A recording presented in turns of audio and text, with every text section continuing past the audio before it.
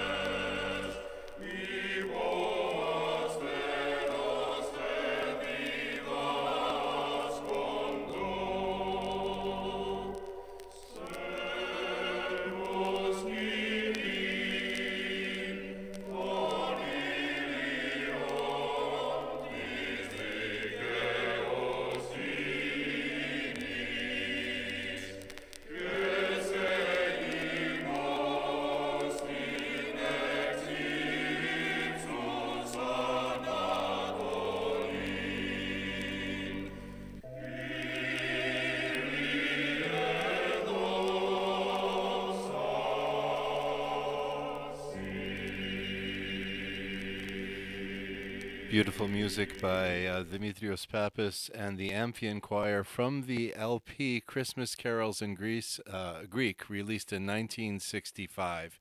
We're so fortunate to have his music that has survived, and his daughter, who is on the line with us today to talk about his life and his music.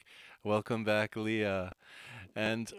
I have to thank you because you had sent me an article that appeared in the National Herald newspaper Sunday, August 6th, 1961. And it says the first Greek sing along record, Yasu, a unique contribution to the Hellenic heritage in America. And it's a wonderful article. And the funny thing was, I went out to the National Herald website. You know, they've just digitized their archives. And wouldn't you know, they don't have that issue up online. So it's so So it's good I had great. the article. It's good that you have the article, yeah, because, you know, we don't know what's missing there, but this is really something. And the Amphion Choir performed also at the town hall. So your dad must have been at the town hall a number of times for different situations with Robert Shaw, with the Amphion Choir. It's just incredible. Do you know if there were recordings that were kept from the town hall performances? I don't believe there were, but there were some early recordings of some choirs he had, but not. I'm not aware of any town hall performance recordings. Um, Ah, what he did was he was when he was young in his 20s. He came back from the war. He started a group. He was at the choir director of Zolotokos BE in the Bronx, oh and it yes. was a very vibrant group, and they would sing everywhere. So he had the idea from being a member of the Robert Shaw Chorale to develop a Greek chorale, and he called it the Goya Chorale. Oh, great.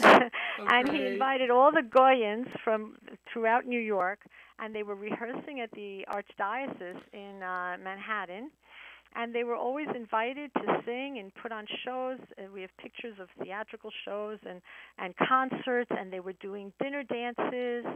They were a very popular group. So from the Goya Chorale, he wanted to become a little more professional, and that's when he developed the Amphion Choir. And my uncle, who was very involved in the music with my father, had a beautiful tenor voice also. My uncle uh, he wanted to record the Amphion Choir, but not in a concert form. There wasn't The attendance was a little bit low with the concerts, so my uncle had the idea: why don't we start recording? Hmm. We can reach many more people this way. So that's when they started recording the albums, and they started with the Yasu album. Yes. So it stemmed from the Goya Chorale. Really, really, that's so interesting. And by the way, my uncle also has told me that the Goya Chorale was a precursor of what is today the Metropolitan Greek Chorale. Really? Yep, Oh, how yep. wonderful. The Goya Chorale was a classical group. They did a lot of classical repertoire. Yeah. Um, so that went in that direction, and then my father and uncle went in the other direction where they started with the recordings, the Yasu recordings. What I love And they about those is that he oftentimes mixed secular and non-secular music, as was custom in the concerts of that time, and I just love that, you Yes, know. yes. It, so where in Greece was your father from? Well, my father was born Born, here. right, but his family. His family was from Turkey, and they were refugees. They came into Greece, into America. But he married my mother, whose family was from Kefalonia. Oh, And as you know, Kefalonia has the beautiful cantades. yes, So I yes. remember as a child, my father used to obtain sheet music from my mother's brother who lived in Greece. He would send him sheet music of the cantades. That's incredible. And He the would the other thing, right. That's yeah, amazing. The other thing that my uncle told me was that when my father was growing up and he was singing with the choir of my Papu Costa on Sunday mornings, they would go down for the coffee hour, and my Papu Costa would burst out into a beautiful cantada, and then the whole community would be singing Oh, in the church right. hall. Isn't that beautiful? Music, I mean, it's really, music can really unite us, Yes, and yes, I was driving in this morning and listening to a recording you had sent to me, and it was up because your dad had written, we should also say, the music for the Divine Liturgy. But beyond right, that, he had published the Greek Orthodox hymnal, about 40 pages with three different settings of the Divine Liturgy, hymns of the feast days, services, and sacraments. And it's an amazing book. But also that you had done a CD of his music. And what I'd like to do is play from that, if we could, and ask you about it. sure, And sure. this is from, whoop, well, I had it right here. The second Divine Liturgy. That so you'll know. This is going to be track one.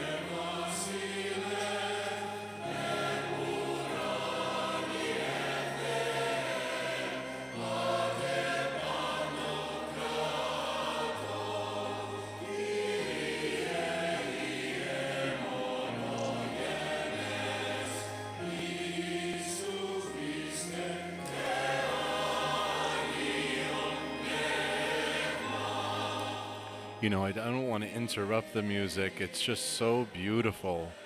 And it reminds me of the time, every once in a while, because I visit a lot of different churches, and I hear the choir, and I literally have a religious experience. Do you know what I Yeah, mean? yep, yep. And what was beautiful in this music, it's just so moving, the entire Divine Liturgy, but also the priest who appeared. Can you tell us about this recording? Yeah, this was we we we prepared a concert a few years back as a tribute to my father. He was in his 80s, and it was the various choirs in our archdiocese and federation that came together and put on a beautiful concert. The first half was his secular music, and the second half was his the arrangements, as you just played, of the religious music. In fact, I'm happy you played that piece because our federation uses that piece and we sing that piece in honor of Daddy at every one of our conferences when we start our liturgy. Oh, that's his arrangement. Oh, that's so Yes. nice. That's Yeah. so beautiful. Yeah. Now, what Dad was very important to my father, and this was a 400, almost 400-page book, the Greek Orthodox hymnal, where he had his three liturgical settings. The first one, the major liturgy; the second one, the minor; and the third liturgy is in C major for junior choir. He also has in his book all the music that is used by a choir director for the liturgical year. So he has the Easter music, he had his me service music, Christmas music, funeral services, and a lot of miscellaneous.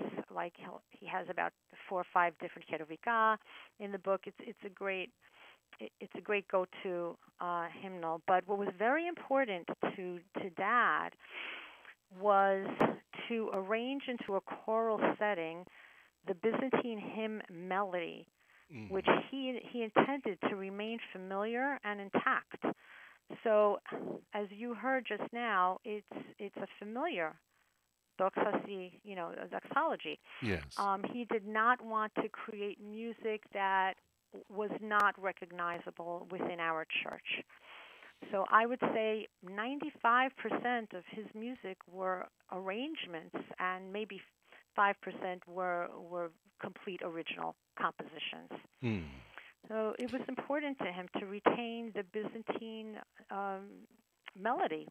Oh yeah, I mean this is tradition. This is what allows us to go in and we feel a comfort around it. Sometimes we sing along. I usually when I open my mouth, someone turns and gives me a look like, "Oh, jeez." I know, I love music. I just can't carry a tune. It's such a gift, and I you're can't believe that. you have a very musical family. So, what did you play in your home? What was going on in your home when you were growing up? Oh. Well, Dad, when I was a young girl, Dad was teaching at the seminary, at the Boston Seminary. He taught, he was teaching music to the seminarians, and he also taught at St. Basil's Academy.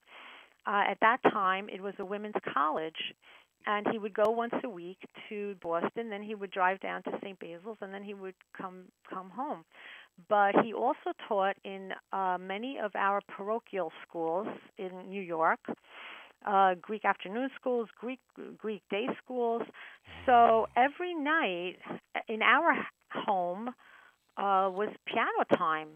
Dad would sit at the piano, and my sister and I had to come, and we would practice all these songs because he would try them out for the various groups. And his book, the book that he wrote, the 400 pages, he took 7 years to compose and to arrange. Geez. So I, as a teenager, was proofreading, every night at the piano. But we were doing a lot of singing around the piano. That was. That's so nice. That's so great. You grew up in that environment. My father was a very, very fun, happy, confident, soft-spoken person. You wanted to be with him. You wanted to be around him. Yeah. We had a lot of laughs, a lot of good times. But he also lived by the verse that we sing every Sunday, Psaloto Saomoel Siparcho. Yeah. I sing to my Lord as long as I live, right? Yeah, it's so beautiful. It's on his tombstone. Yeah, Yeah. So he's buried there? Yeah, in Astoria. In Astoria. With his father. Yeah. The tribute concert, I'm glad you created a DVD of it, and it's so beautiful. And a lot of people, some of my friends actually sang in that, and it's so beautiful. His music is just so touching, and so I'm glad you spoke a little bit about his character. Have people come to you to say that I had your dad? Any priests come to you and say they learned from him? Oh my gosh, all the time. Really? All the time. Really, Yeah. huh? Yeah. Yeah, He touched a lot him. of people. He touched a lot of people. A lot of people, choir members, and he created a few choir directors, and everybody had a wonderful, kind thing to say about him. Wow. He did. He affected a lot of people that I didn't even imagine, like you. Oh yeah, I got a text this morning. I announced that you're coming on and we're doing this segment. By the way, Anna was wonderful at spreading the word, as was Vicky. I received emails from them, and so it's. They were both wonderful supporters of my dad. Were they? Both Vicky and Anna. Yeah. They were wonderful. Jeez, always helped out. I wanted to ask you about the Greek patriotic songs. A lot of when I play the Greek national anthem, I play your father's version. It's a beautiful CD, but it says the Pappas Singers. Do you know? At that point, I was a teenager at that time, and I guess he evolved into the Pappas Singers. He Wow. had a group of men, about a dozen men, and in fact, very interesting story. We're in Astoria. Our offices are in Astoria, and there was Kaufman Studios right behind us, a couple of blocks behind us. So my father recorded the Patriotic album at Kaufman Studios, and my sister and I were so involved with him and music and everything. He brought us into the studio, and my sister and I sang tenor on that album. Really? Oh, that's Yeah. so great. That's so great. Oh. Yeah. So if you hear some feminine voices, that's mine. That's yours, really, really incredible, just incredible. So Yeah. much joy. I'd like to play a little excerpt so people can hear that. So we're playing, giving them a feeling of different things that your father had done. That's wonderful. Okay, here we go.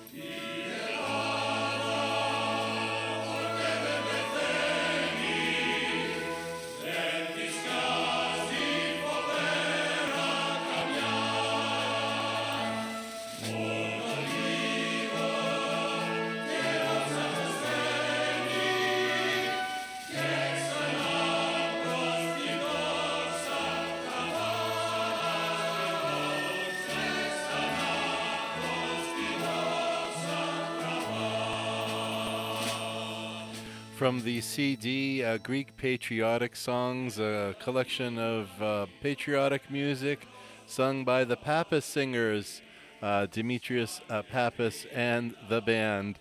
And we have joining us on phone from New York is Demetrios Pappas's daughter, Leah. And do you know, Leah, a lot of people that I know that knew your father refer to him as Jimmy. Is that Yes. that was it, right? Yeah. Yep. JP. JP. Wow. Are any contemporaries of any of his contemporaries, any like brothers or sisters living of that generation? Um, They we had a slew of of deaths, in the last 5 years, and oh. most of them have passed. I mean, most of the people that are singing in the album have passed. Mr. Lambrinos, who is a fantastic bass on that album you just played, was he sang with the Metropolitan Opera, and he started in the Goya Chorale with my dad. Oh, no kidding. He just passed about a year ago, but very, very, very, very sad. They left a wonderful legacy. Oh.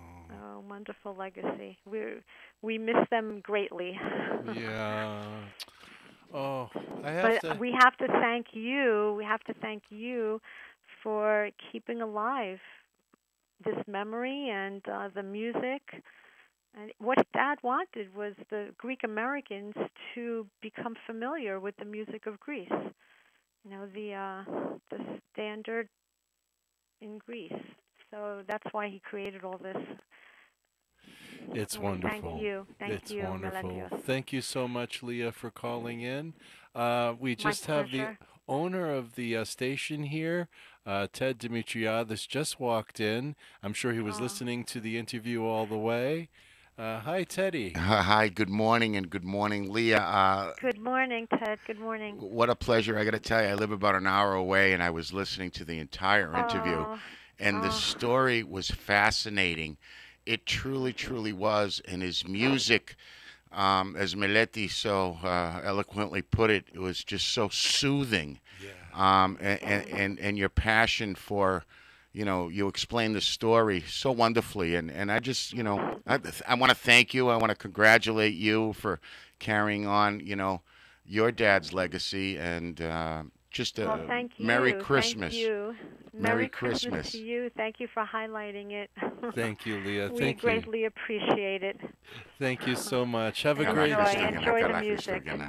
Thank you. Happy feast to your Bye-bye. families. Thank you. Bye-bye. Bye. That was Leah Pappas, the daughter of Demetrios Pappas, who was just an amazing, amazing figure. We're going to play a track from the album Christmas Carols in Greek. It's Demetrios Pappas and the Amphion Choir.